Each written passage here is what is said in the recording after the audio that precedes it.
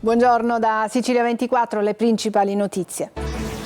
Turista francese travolto nei pressi di via Manzoni a Catania da uno scooter in fuga dopo uno scippo. L'uomo ricoverato al Cannizzaro ha fratture multiple. Sconforto tra ristoratori e operatori turistici che definiscono Catania poco sicura, chiedono protezione e maggiori controlli. Sparatori in un chiosco a Giarre, ferito un carabiniere. L'obiettivo era il titolare del locale che in precedenza era stato minacciato, arrestato un pluripregiudicato di 50 anni. Giovane donna trovata morta in casa a Ragusa in circostanze poco chiare, 2 gli indagati. Addio agosto, molti rientri dalle vacanze, controesodo senza particolare caos agli imbarcaderi di Messina, ancora polemiche sul ponte dello Stretto. Sanità, Schifani sfida i manager, abbattere le liste d'attesa o dimissioni per tutti, arrivano le prime nomine. Calcio, siciliane fra ultimi colpi di mercato e campionato, in Serie B il Palermo prepara l'esordio in casa con il Cosenza. In C il Catania attende al Massimino il Benevento, il Trapani aspetta al provinciale il Picerno, Messina sconfitto dal Cerignola nell'anticipo della seconda giornata.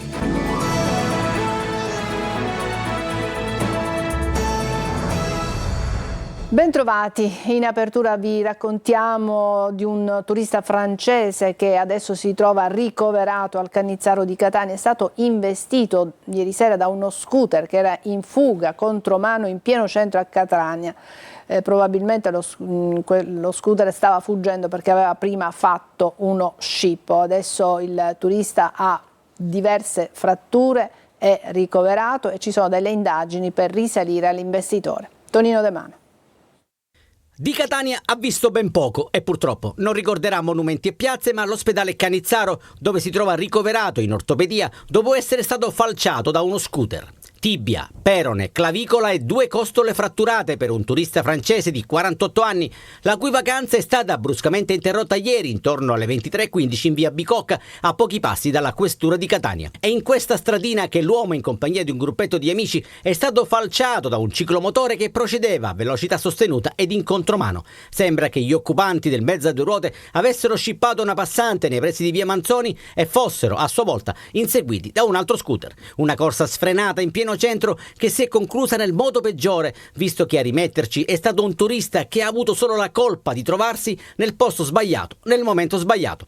Sulla vicenda indagano i carabinieri e la polizia municipale che hanno avviato accertamenti sul ciclomotore rimasto a terra sul luogo dell'incidente.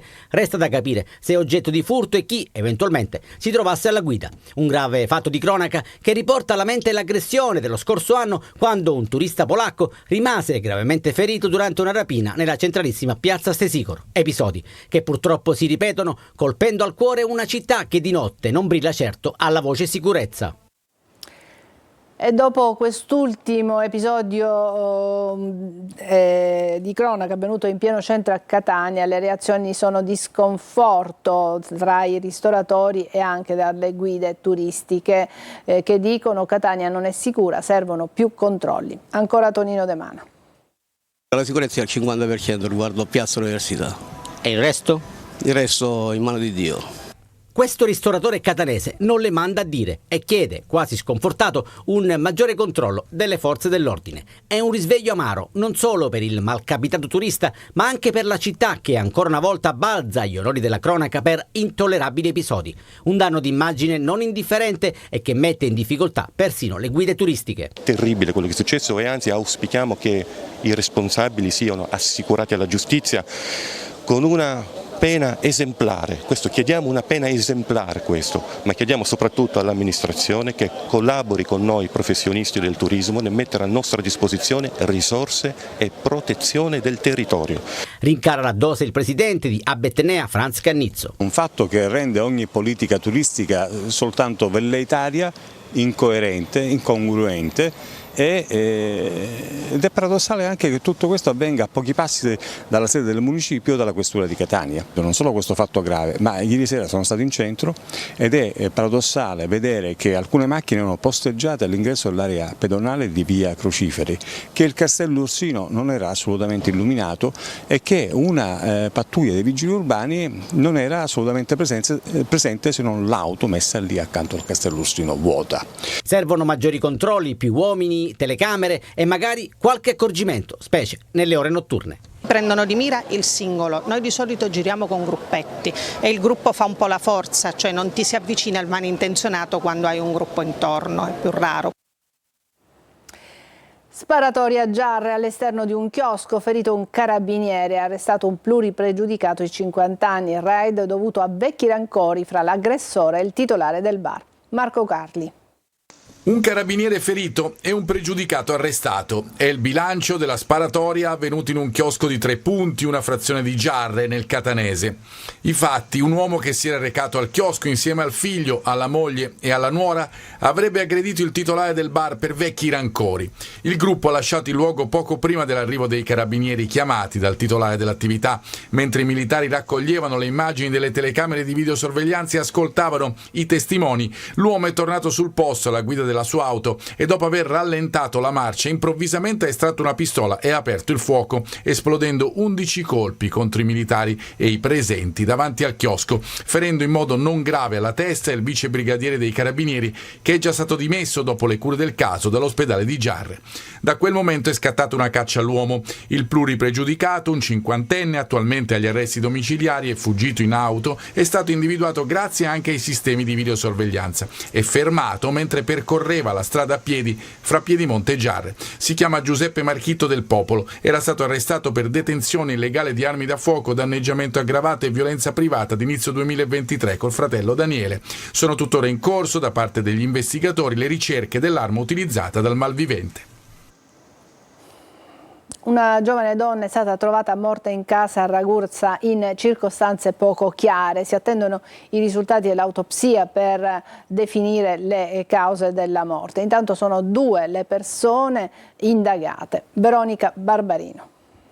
Omicidio colposo, morte a seguito di un altro reato ed omissione di soccorso. Sono queste le accuse a carico di 2 persone indagate per la morte della 31enne Nadia Fiammetta. I fatti risalgono al pomeriggio del 25 agosto scorso, quando qualcuno ha allertato il numero di emergenza unico a seguito di una richiesta d'aiuto da parte di una persona uscita da una casa del centro storico di Ragusa.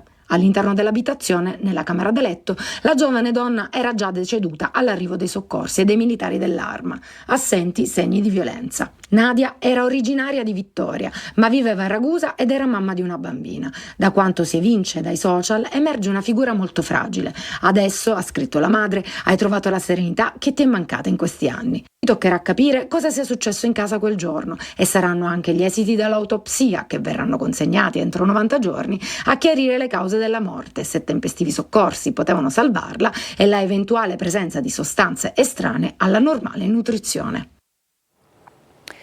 È stata sentita per oltre 2 ore dalla Capitaneria di Porto, che indaga sul naufragio del Beisan, il veliero colato a picco il 19 agosto davanti alle coste palermitane, Rosalia Orlando, titolare di un cantiere che la notte del naufragio, per cui sono finiti sotto inchiesta in 3, ha assistito alla tragedia costata la vita a 7 persone che noi abbiamo intervistato ieri. Gli investigatori vogliono accertare se la vela non era stata ammainata perfettamente, aggravando l'instabilità della nave. Oggi intanto al Policlinico di Palermo sono iniziati i primi esami sui corpi di 4 vittime del naufragio. Si tratta del banchiere Blumer, dell'avvocato americano Morvillo e delle rispettive mogli. Le autopsie vengono precedute da una TAC. Intanto il recupero del relitto costerà 15 milioni di euro e per le operazioni ci vorranno non meno di 2 mesi. Siamo al 31 agosto, ma Palermo continua ad essere invasa dai turisti, bilancio più che positivo per il capoluogo siciliano. Marco Gulla.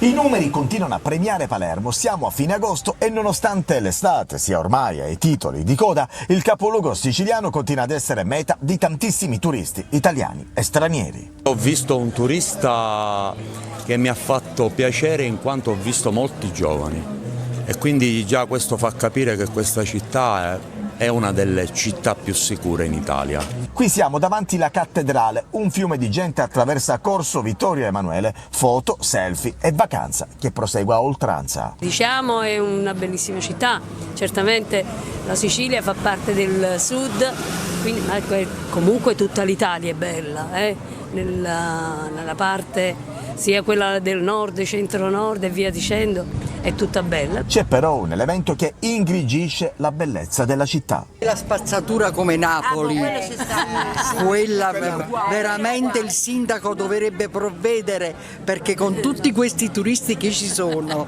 è impossibile camminare per le strade così. Alberghi e B&B ancora sold out, non sembra nemmeno il 31 agosto. Meglio le ferie, insomma, tra fine agosto e settembre? Sì, e soprattutto a Palermo, viva Dio.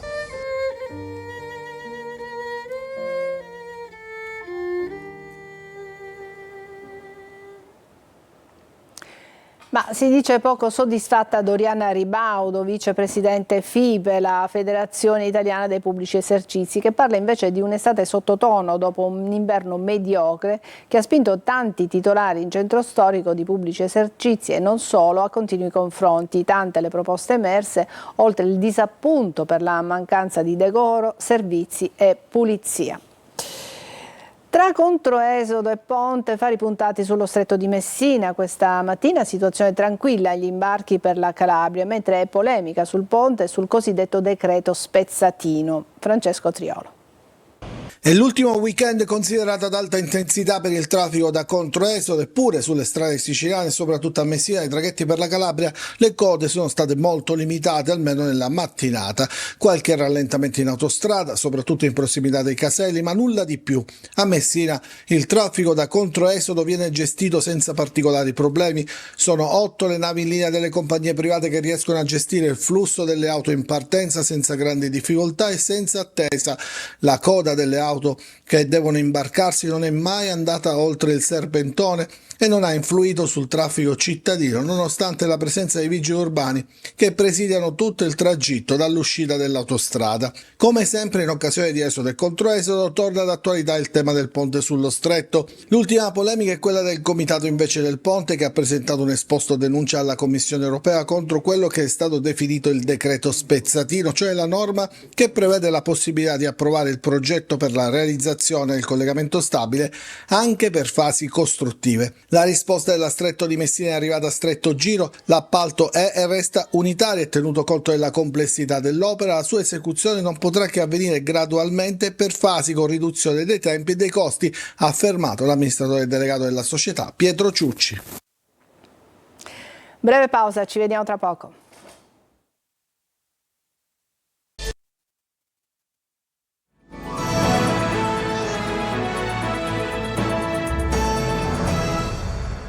Arrivano le prime nomine di direttori sanitari e amministrativi a Palermo e Catania dopo l'ultimatum del presidente della regione Renato Schifani, ma mancano ancora una decina di nomine in giro per la Sicilia. C'è tempo fino a lunedì, ma già le scelte fatte agitano la politica. Intanto da Palermo arriva un secondo ultimatum: a battere le liste d'attesa o manager andranno subito a casa. Manlio Viola. Governo regionale pronto a cacciare i manager di ASP e ospedali siciliani se le aziende sanitarie non raggiungeranno gli obiettivi fissati, a cominciare dall'abbattimento delle liste d'attesa. E questo vale anche per i direttori sanitari e amministrativi, non solo per i direttori generali. Secondo ultimatum in 3 giorni da parte del governatore Renato Schifani al sistema della sanità pubblica. Troppe cose non vanno e devono essere sistemate. Il primo ultimatum è di giovedì scorso, quando Schifani ha ribadito quanto già messo nero su bianco dall'assessorato alla sanità, ovvero che entro lunedì 2 settembre i direttori generali devono procedere alle nomine dei loro direttori amministrativi e sanitari senza aspettare le indicazioni della politica. Così a Catania arriva Tamara Civello per la direzione amministrativa, Giuseppe Angelo Reina per quella sanitaria e a Palermo Ignazio Del Campo per l'amministrativa e Antonio Levita per quella sanitaria. Mentre di nomine ne mancano ancora una decina in giro per la Sicilia, le scelte fatte soprattutto a Catania però agitano gli autonomisti. Nella sanità etnea non ci sono più uomini di Raffaele Lombardo e questo creerà certamente qualche ulteriore tensione nella maggioranza. Ma Schifani va avanti, bisogna sistemare le cose e il governatore ribadisce che ci sarà un monitoraggio trimestrale e i provvedimenti di rimozione potrebbero scattare anche senza attendere la scadenza di contratto.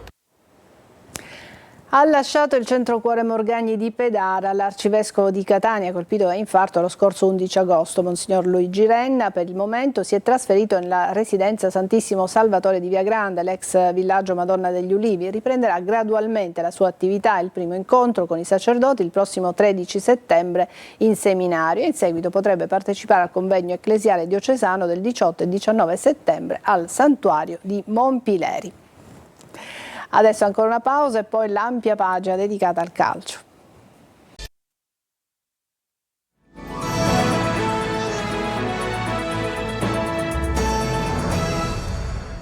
Ed eccoci al calcio. Il Palermo all'ultimo giorno di mercato è riuscito ad ingaggiare l'attaccante francese Le Duaron. Adesso è il campionato, domani rosanero in casa contro il Cosenza. Marco Gullà. Dal mercato, proprio all'ultima curva, è arrivato l'attaccante francese Le Duaron, centravanti che arriva dal Brest, duttile e con voglia di fare bene anche in Italia, dopo aver raggiunto la Champions League assieme alla sua ormai ex squadra. Con la saracinesca del mercato ormai chiusa, è tempo solo ed esclusivamente di campo. Domani al Barbera per il Palermo c'è l'esame Cosenza. Rosanero che arrivano dall'importante vittoria a Cremona cercheranno di dare seguito al successo ottenuto grazie al gol di Insigne. Alessio Dionisi pensa ancora a mischiare le carte. Alcuni giocatori che hanno riposato a Cremona dovrebbero essere riproposti dall'inizio, mentre chi è stato spremuto di più potrebbe accomodarsi inizialmente in panchina. La certezza è il modulo, il 4-3-3. Qualche problema fisico per il turco Bania, che potrebbe non essere della partita. Le condizioni del difensore sono da valutare. Insigne, rinvigorito dal gol di Cremona, va verso una maglia da titolare, anche se Apois conserva delle chance di giocare. Bruno ritorna dal primo minuto, mentre sulla sinistra dovrebbe essere confermato Di Francesco. In difesa sarà confermata la coppia Ceccaroni-Nicolau. Al Barbera domani, inizio alle 20:30, previsti circa 25.000 spettatori. Poker di colpi nel finale del mercato per il Catania. Arrivano altri due attaccanti, un centrocampista e un difensore. L'organico adesso è al completo. Ora parola al campo. Lunedì al Massimino arriva il Benevento. Marco Carli. Un Catania nuovo che esce dal mercato con un poker di acquisti. In ordine di ufficializzazione l'attaccante Matteo Stoppa nel 2023-24 ha indossato la maglia della Samp e quella del Catanzaro, disputando in giallo-rosso i play-off per la promozione in A. Trascorso importanti in C con Vicenza e Juve Stabia, triennale per lui. 2 anni di contratto con opzione per la terza stagione invece per il difensore centrale albanese classe 2001 Ertion Jega, 1 anno con opzione per il secondo invece per Francesco De Rose, centrocampista, pupillo di Toscano. In carriera ha conquistato 5 promozioni, 4 delle quali dirette e con l'attuale mister rossazzurro in panchina. 1 anno più opzione anche per Roberto Inglese, classe 91. Nel corso della carriera l'attaccante ha realizzato 79 reti, 38 delle quali in A, in cui ha vissuto 6 stagioni. Così il direttore sportivo del Catania Faggiano è stato capace, nonostante le difficoltà conosciute, di completare comunque l'organico e di sfoltire in parte con le partenze di Di Carmine al Trento e De Luca risoluzione. Ora la parola passa al campo, che già ha fatto vedere qualcosa di buono nelle prime uscite senza tutti gli ultimi nuovi acquisti. Col Benevento lunedì ci sarà spazio per qualcuno di loro. Mercato di attesa in casa Messina. I giallorossi sonderanno i giocatori svincolati. Le caselle dei 23 in lista sono piene. Sarà probabilmente tolto qualche giovane per inserire degli over svincolati, appunto, soprattutto in attacco. 4 operazioni del Trapani. In Granata sono arrivati il terzino Amedeo Benedetti del Benevento e il portiere Andrea D'Angio dal Sorrento, società quest'ultima a cui il Trapani ha dato in prestito il portiere Alessio Pozzi, ceduto anche il difensore Francesco Benassai al Campobasso, sempre con la formula del prestito. Messina ha sconfitto ieri sera in Puglia nella seconda giornata del campionato di Serie C. Giallorossi superati 2-0 dal Cerignola con i gol realizzati da Cuppone e Capomaggio. Sergio Colosi.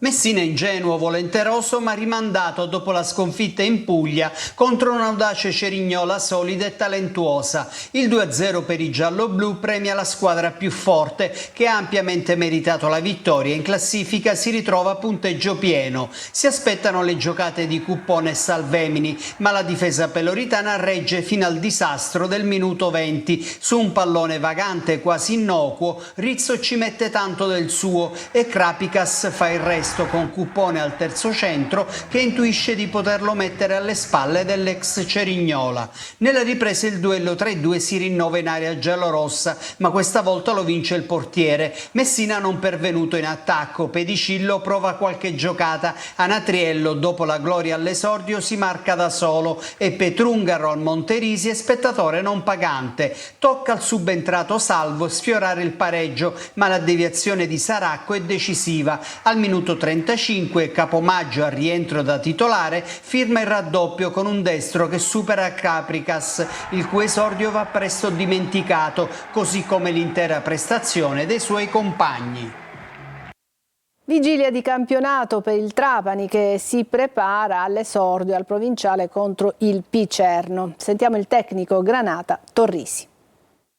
Una squadra ostica, a difendere così fastidiosa, che è molto intensa, una squadra che gioca con molta spensieratezza, è forte nelle transizioni, fortissima, è una squadra che prova anche a costruire senza timore dal basso, per andarsi a creare molta verticalità e profondità.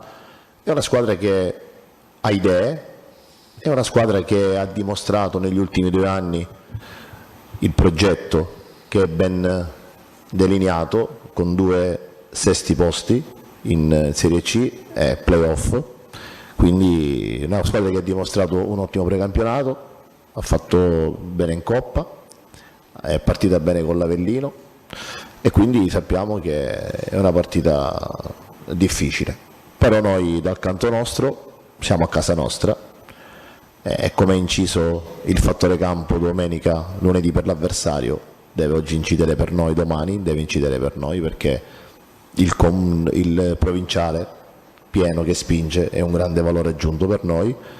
Ci affidiamo alla nostra gente, alla nostra struttura mentale di squadra, e cercheremo attraverso la prestazione di fare un risultato positivo. È tutto, grazie per averci seguito, buon pomeriggio.